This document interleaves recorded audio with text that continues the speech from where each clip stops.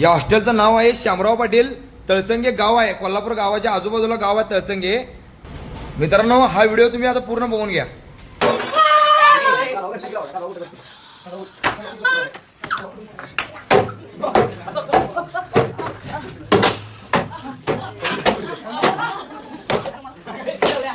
आता बघून घेतलाय, यातनं तुम्हाला काय समजले? गुन्हेगारी आपल्या वाढाले भरपूर, शिक्षकांना कळत नाही.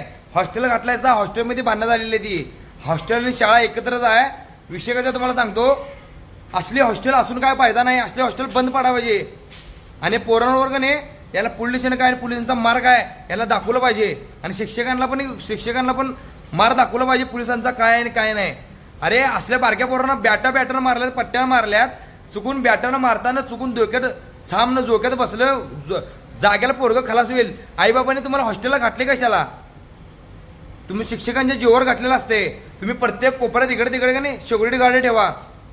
बारकी पोरं आहेत, एकेकांना समजत पण नसते काय असं मस्करीमध्ये भांडणं होत्यात. कडे आपण बघितलं पाहिजे. फक्त आपण खाली बसायचं, पैसे कमवायचं त्याच्यावर. शिक्षकांनी असं पण केलं नाही पाहिजे हॉस्टेलमध्ये बसून.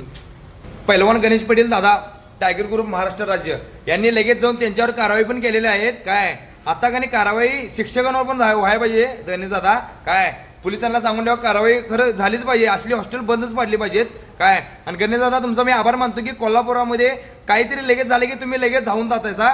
खरं तुमचा आभार.